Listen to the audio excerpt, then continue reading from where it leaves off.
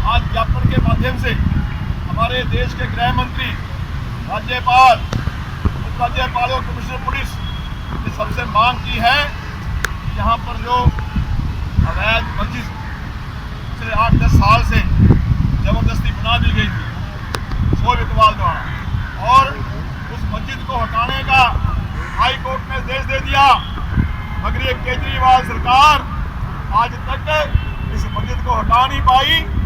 हटाने के साथ साथ मैंने तो क्या था, तो शोएब इकबाल को आप पार्टी के टिकट देके प्रमाणित कर दिया, खड़ा कर दिया। आ रहा है चेहरा केजरीवाल का, जो लोग हमारे स्वतंत्रता सेनानियों के पार्कों पर, उनके स्मारकों पर कब्जा कर रहे हैं, जबरदस्ती मस्जिदें बना रहे हैं, ऐसे लोगों को करके सम्मानित करना है। या इसके ये लोग जेल में जाए, या इसके खिलाफ कड़ी कार्रवाई हो, कार्रवाई करने की बजाय उनको सम्मानित करके टिकट दी जा रही है। केजरीवाल का चेहरा, यार रिकॉर्डिंग कर रहे हो, नहीं कर रहे, कुछ कहाँ कर रहे हो, कहाँ कर रहे, तू हट गया और बना रहे कुछ। जनता के सामने आ गया है कि कैसे केजरीवाल देशद्रोही लोगों को सम्मानित कर रहा है। वो लोग हिंदुस्तान की राजधानी दिल्ली में नेताजी सुभाष पार्क मैदान पे जबरदस्ती मस्जिद बना करके कब्जा करने का प्रयास कर रहे हैं।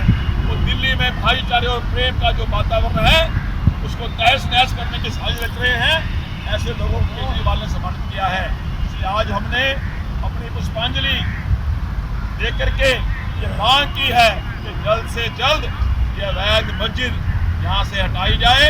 और हमें कहना चाहते हैं कि आज 23 जनवरी है, अगली 23 जनवरी से पहले पहले ये मस्जिद यहाँ से नहीं हटाई गई, यूनाइटेड हिंदू फ्रंट संतों के मार्गदर्शन में हजारों की संख्या में इस पार्क में आएगा और इस मस्जिद का जो मलबा यहाँ पड़ा हुआ है इसको उठा के इस पार्क से बाहर फेंकेगा।